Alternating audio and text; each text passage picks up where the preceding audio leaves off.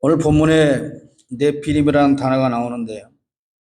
네피림은 히브리어로 떨어진 자들 또는 타락한 자들을 의미합니다. 성경 창세기 6장 1절로 4절에 등장하는 말이며 하나님의 아들들과 사람의 딸들이 결합하여 태어난 거인들로 묘사됩니다. 이들은 고대 장수들이며 그들의 존재는 많은 신학자와 학자들 사이에서 논란이 되고 있습니다. 이 네피림에 대한 다양한 해석이 있습니다. 먼저 신학적 해석으로는 타락한 천사라는 설과 고대 영웅설이 있습니다. 타락한 천사의 설은 네피림을 타락한 천사들이 인간 여성과 결합하여 태어난 존재로 해석을 합니다. 이 해석은 유다서 1장 6절을 근거로 합니다. 유다서 1장 6절에 또 자기 지위를 지키지 아니하고 자기 처소를 떠난 천사들을 큰 날의 심판까지 영원한 결박으로 흑암에 가두셨다. 이렇게 말씀하고 있어요. 고대 영웅설은 네피림을 고대의 강력한 전사나 영웅으로 해석합니다. 이들은 인간과 신의 혼혈로 태어난 존재로 고대 사회에서 큰 영향력을 행사했다고 봅니다. 역사적인 해석도 있습니다. 네피림은 성경 외에도 고대 문헌과 전설에서 언급됩니다. 예를 들어 메소포타미아 신화에서는 신과 인간의 혼혈로 태어난 거인들이 등장합니다.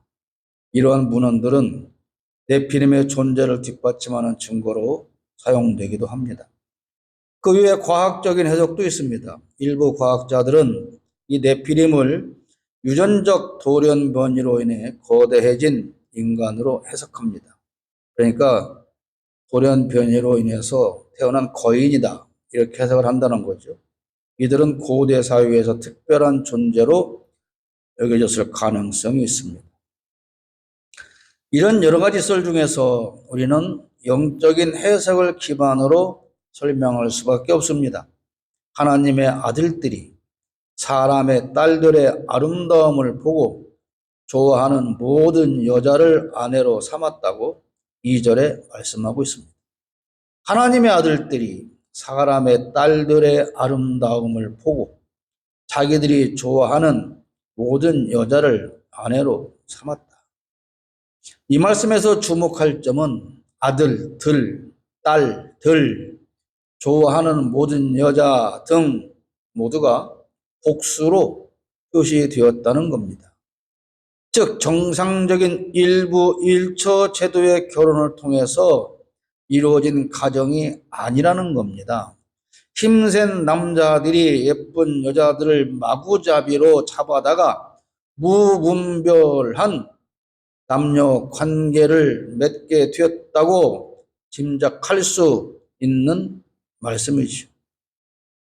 그렇게 문란한 남녀 관계 속에서 아이들이 태어났는데 그들은 거인으로서 용사였다는 겁니다. 그리고 그들을 네피림이라고 불렀습니다. 4절에 당시에 땅에는 네피림이 있었고 그 후에도 하나님의 아들들이 사람의 딸들에게로 들어와 자식을 낳았으니 그들은 용사라, 고대의 명성이 있는 사람들이었다.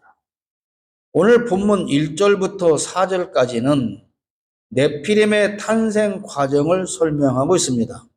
그리고 그들은 용사로서 명성을 얻었다고 설명을 합니다. 아마도 전쟁에 능한 장수였고 모든 싸움에서 승리했다는 뜻일 겁니다. 그런데 여기에 용사는 꼭 긍정적인 뜻으로만 사용되지 않습니다. 착한 군대에도 용사가 있고 나쁜 군대에도 용사는 있습니다. 용사는 용감하고 용맹한 군사를 일컫는 말입니다. 용병이라고도 합니다. 아마도 이 네피림은 거대한 힘을 가지고 수많은 약자를 마구 탄압하고 착취하며 괴롭히는 그러한 불의한 존재였을 것으로 생각을 합니다. 제가 이렇게 이 용사 네피림에 대하여 긍정적인 해석을 못하는 것은 바로 이어지는 5절 이하의 말씀 때문입니다. 1절부터 4절까지 네피림을 설명하고 바로 이어지는 말씀이 5절 말씀인데요. 여호와께서 사람의 죄악이 세상에 가득함과 그의 마음으로 생각하는 모든 계획이 항상 악할 뿐임을 보시고, 하나님 아들들 즉 신앙인과 사람의 딸들 즉 비신앙인 사이에 무차별적으로 결합이 이루어졌고, 그 사이에서 태어난 용사들을 이야기하다가 곧장 사람의 죄악이 세상에 가득하다고 말씀하시는 걸 보면, 이렇게 태어난 용사 네피림으로 인한 죄악이 세상에 가득했다, 그렇게 해석할 수밖에 없다는 겁니다.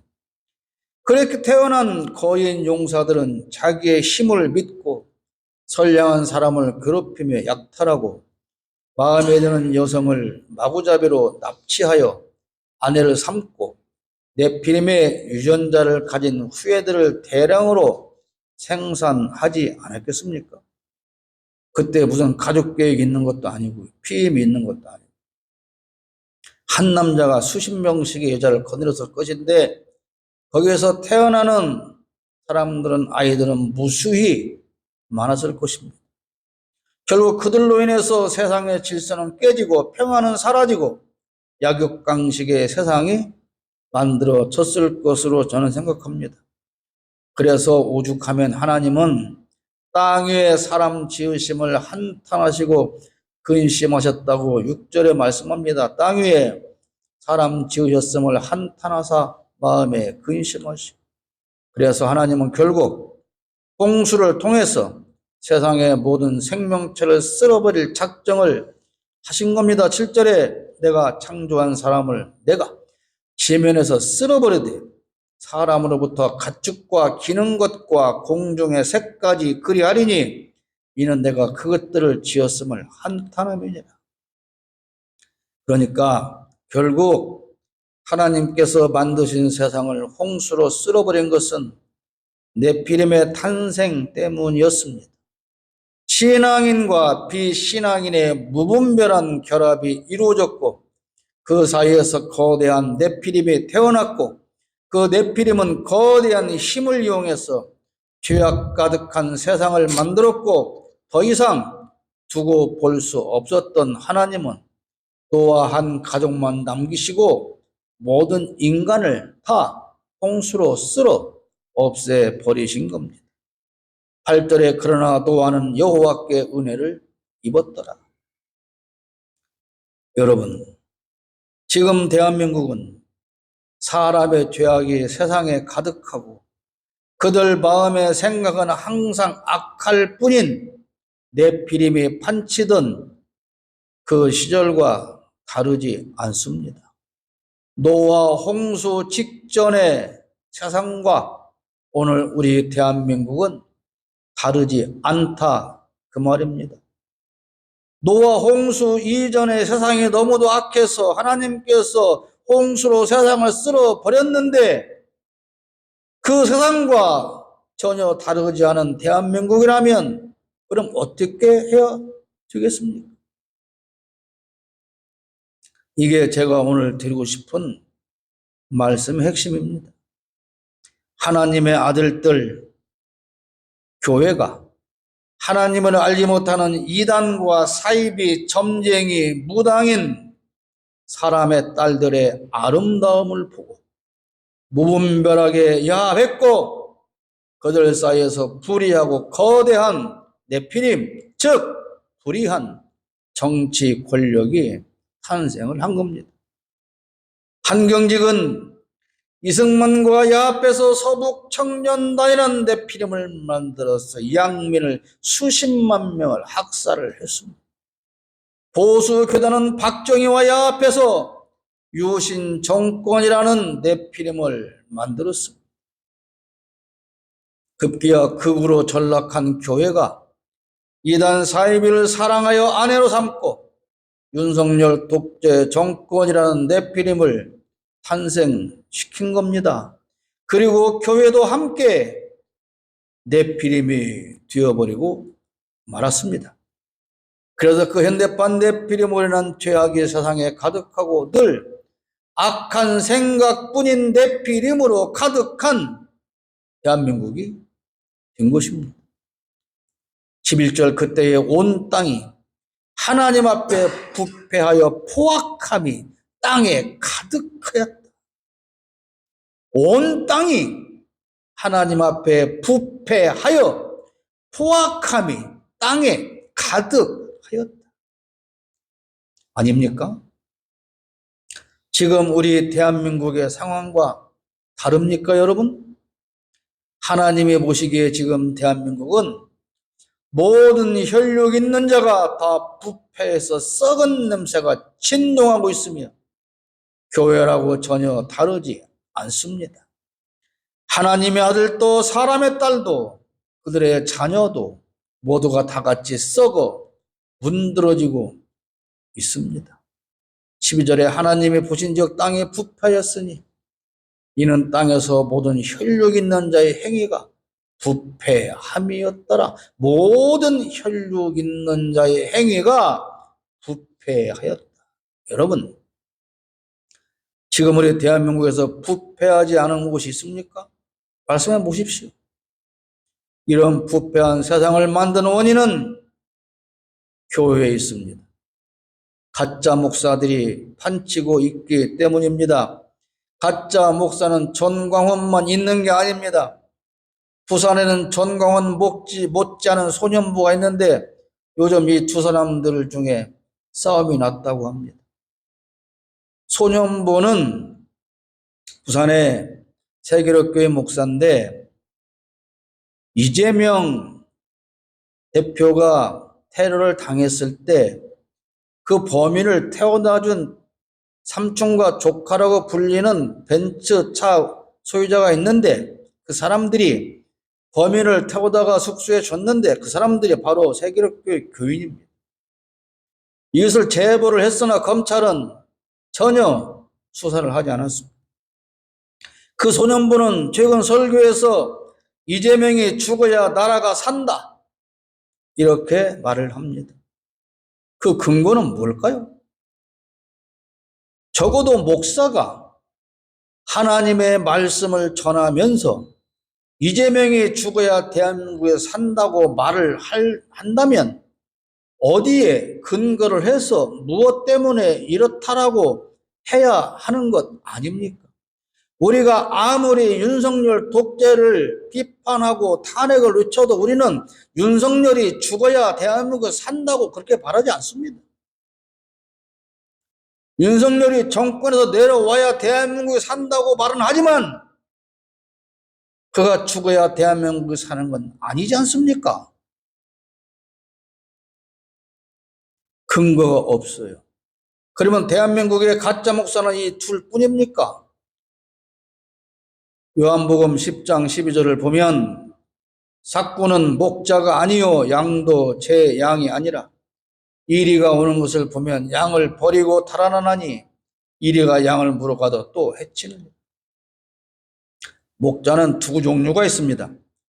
선한 목자는 자기의 양을 직접 치는 사람입니다. 그러나 싹군 목자는 자기 양을 치는 게 아니고 다른 집의 양을 대신 맡아서 쳐주는 사람입니다. 품삯을 받고 고용된 사람이기 때문에 그저 하루를 채우고 싹만 받으면 되는 것이지 굳이 자기 목숨을 위태롭게 하면서까지 남의 양을 지키지 않습니다. 그의 목적은 양을 돌보는 게 아니라 양을 돌보면서 돈을 벌기 위한 것이기 때문에 돈을 벌면 되는 거지 양을 위해서 목숨을 버릴 필요까지 없는 거죠.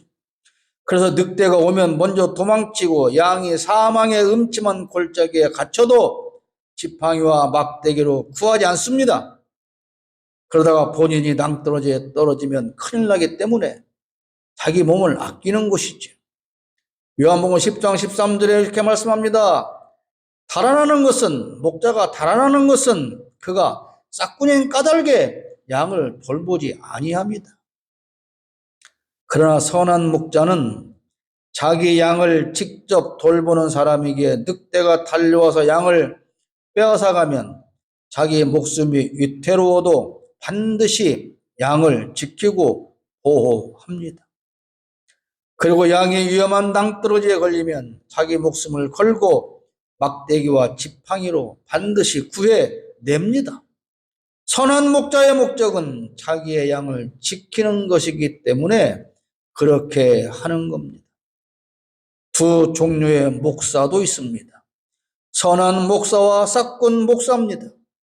선한 목사는 오직 하나님의 말씀으로 성도를 양육합니다. 부모가 자녀를 양육할 때 아이가 듣기 좋은 말만 하지 않습니다. 잘못하면 꾸중하고 징계도 하고 듣기 싫은 잔소리도 합니다. 자녀를 바르게 양육하기 위해서 그러는 겁니다. 그게 사랑이기 때문입니다. 목사도 그래야 하는데 그러지 않습니다. 성도가 듣기 좋은 말만 하고 듣기 싫은 말은 애써 외면하고 전하지 않습니다. 성도를 양육하는 데 목적이 있는 게 아니고 성도의 숫자를 늘리는 데 목적이 있기 때문입니다. 그래서 많은 목사가 그렇게 말합니다. 우리 교회에서 그런 설교하면 교인들 다 떠나요. 무슨 얘기입니까? 교인들 떠날까 봐 듣기 좋은 말만 한다는 거잖아요. 담비와 친우가 이 교회를 떠날까 봐 제가 저 두 학생에게 좋은 소리만 할 수는 없는 거 아닙니까? 그래서 아침에 이 서론에 그래서 제가 그 말씀을 굳이 드리는 거예요. 그게 바른 것이기 때문에 그런 겁니다. 바른 설교해서 교인 숫자가 늘지 않고 오히려 줄어들면 뭐가 문제가 될까요? 당장 교회 수입이 줄지 않습니까? 그래서 교인 숫자가 줄면 안 되기 때문에 그들이 듣기 싫은 설교는 못하고 듣기 좋아하는 설교만 하는 거예요.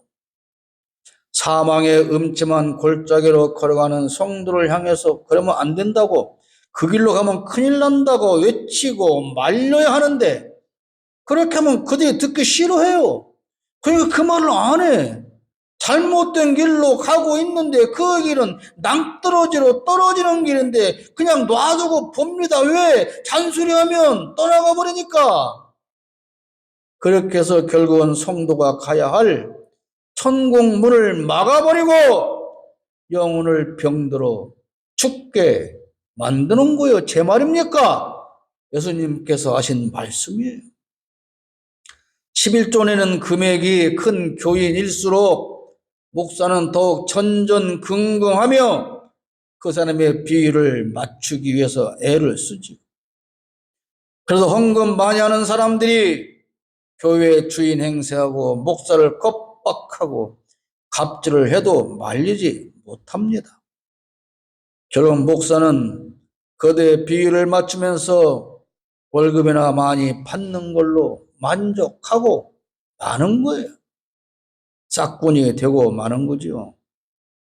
서울 도심지 대형 교회에는 재벌과 정치 권력자와 사법부 권력자까지 교인들이 가득합니다. 서울 대형 교회 가면 모든 권력자들이 다 모여 있어요. 국회의원부터 장차관까지, 검사, 판사까지, 재벌까지 가득한 그런 교회에서 감히 목사가 그들 부패한 집단을 향해서 쓴소리 한마디 할 수 있습니까? 못하는 겁니다.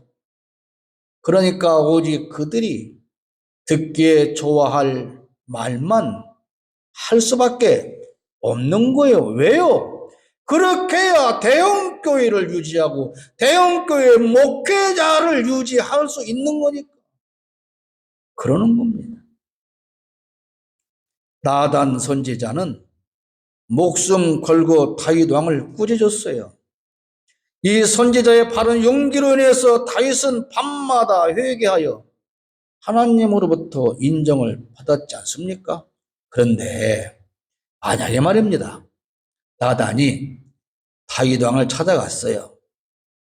지금 임금이 고민해요. 내가 부하의 아내를 빼앗아서 죽이고 아내로 삼아 이게 죄를 졌으니 큰일 났네. 이렇게 고민하고 있는 것을 안 다른 선지자가 임금님한테 가서, 임금님, 아니 그까지 신하의 아내 하나 뺏고 그 많은 신 하나 죽인 게 뭐가 문제가 되겠습니까? 왕이지 않습니까? 임금님이잖아요. 임금님인데 뭘 못합니까? 그럴 수 있지요. 그러실 자격 충분합니다. 하나님도 아마 용서하실 겁니다. 그렇게 간신으로 아합을 떨었다면 어떻게 되었을까요? 결국은 그 왕도 망하고 선지자도 망하고 나라도 망하고 말았을 것 아닙니까? 지금 대한민국에 이래서 망가지고 있고 망해버리고 있는 겁니다. 안타깝게도 지금 우리 한국 교회 목사들이 불의한 권력자 앞에 그렇게 아부를 하고 있는 거예요. 목사들이 내란 수계 윤석열과 김건희가 하는 걸 보십시오. 그래서 윤석열도 망하고 대한민국도 망하고 한국 교회도 망하고 목사들도 망해가고 있는 겁니다. 어쩌다가 윤석열 꾸짖는 목사, 신부 한 사람 나타나면 난리가 나죠. 세상에 이런 목사가 있네, 이런 신부가 있네. 큰 뉴스거리가 됩니다. 목사들이 내란 수계를 옹호하고 동조하는 건 전광훈 한 사람만 보도하지 얼마나 많은 목사가 내란에 동조하는 세력인지는 보도하지 않습니다. 마치 극소수만 탄핵에 반대하는 것처럼 보도를 하지요. 탄핵에 반대하는 불법적인 목사들이 뉴스가 되어야 하는데 탄핵에 찬성하는 지극히 정상적인 목사가 이상한 목사도 있어? 그렇게 뉴스거리가 된다고 말이에요. 거꾸로 된 세상 아닙니까? 목사가 설교할 때 교인들이 아멘, 아멘 그렇게 아멘 소리가 크게 들리면 그게 바른 설교라서 그럽니까? 그럼 여러분들이 아멘을 한마디도 안 하는 것은 제가 틀린 설교에서 그러는 겁니까? 바른 설교가 아니라 듣기 좋은 설교이기 때문에 모인 사람들이 아멘을 외치는 겁니다. 더 좋은 소리 해주세요. 더 듣기 좋은 소리 해주세요. 그래서 아멘을 외치는 거예요. 회개를 말하고 불의를 꾸짖어도 그렇게 큰 소리로 아멘을 외치며 화답을 할까요?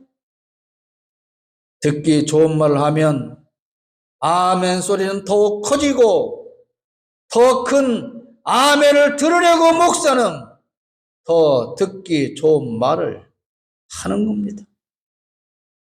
하나님의 말씀을 전해야 할 목사가 청중 앞에서 개그 수준의 사설을 들어놓고 청중을 웃깁니다.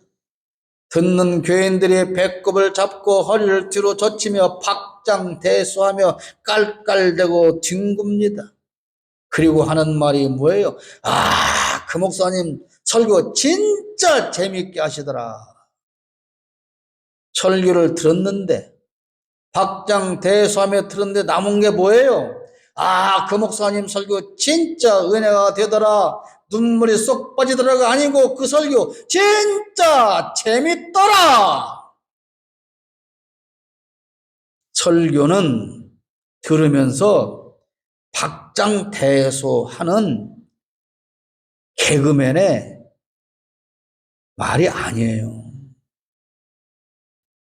설교는 가끔은 들으면서 눈물을 쏙 빼내야 하는 겁니다. 물론 가끔은 웃길 수도 있고 늘 꾸짖을 수는 없지요. 그러나 인기를 얻고 많은 사람을 모으기 위해서 늘어놓는 사설은 하나님의 말씀이 아니고 그런 사설로 인기 없고 돈은 많이 벌어서 부자가 될지 모르지만 코미디와 아부하는 말로는 영혼을 살릴 수 없습니다. 노아 홍수 이전에 하나님의 아들들이 사람의 딸들의 아름다움을 보고 모든 여자를 다 아내로 삼아서 네피림이라고 하는 괴물 같은 존재를 만들어냈고 그들로 인해 세상은 죄악으로 가득 찼습니다. 목사들 눈에 세상 사람들, 권력자들 사는 모습이 너무나도 아름답게 보여서 그들과 무분별한 야합을 이루어서 교회 상한 권력을 네피림을 만들어 냈습니다. 괴물 같은 네피림을 만들어낸 겁니다. 그리고 온 세상을 죄악으로 가득 채웠습니다. 목사만 그런 게 아닙니다. 그들을 따라서 사는 수많은 교회와 기독교인들도 이미 다 네피림이 되어 버렸습니다. 개인 모두가 다 각자가 네피림을 부러워하고 있지 않습니까? 아, 저 사람은 저렇게 힘이 많은데, 저렇게 돈이 많은데, 알고 보니까, 아, 힘 있는 사람들하고 서로 친해서 잘 지내서 저렇게 큰 권력을 얻는 네피림이 되었는데, 왜 나는 그러지 못하는가? 그들을 부러워하고 있지 않습니까? 그리고 그 네피림을 보면서 그렇게 말해요. 아, 저 사람은 진짜 복도 많네. 복을 많이 받았네. 그래서 돈도 많고 권력도 있고 힘도 있고 사람들 위해 군림하는 성공한 사람이 되었네. 저 네피림을 나도 따라가야지. 하나님, 나도 저 네피림이 되게 해주세요. 그렇게 우리는 기도하고 있지 않나요? 모두가 다 네피림을 꿈꾸며 그 네피림을 부러워하며 네피림이 되기 위해서 오늘도 새벽마다 예배당에 가서 눈물 콧물 쏟으며 간절히 기도하는 거 아닙니까?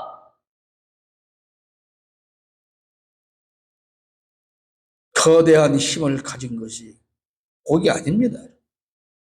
착각하지 마십시오. 지금 하나님은 홍수 심판을 준비하며 노아를 시켜서 방주를 만들고 있습니다. 이제 보던 네피림과 그의 후예들은 다 홍수 심판에 의해서 쓸려 나가게 될 겁니다. 한국 교회는 여전히 세상과 야합하고 네피림이 되어서 거대한 힘을 가진 용사가 되어 악한 일에 앞장서고 있습니다. 그러나 그들을 다 쓸어 버리려고 지금 하나님은 거대한 홍수 심판을 계획하고 계십니다. 사랑하는 여러분, 쓸려가는 네피림의 후회가 되지 않기를 축복합니다. 은혜 입은 오직 한 사람 노아가 되기를 축복합니다.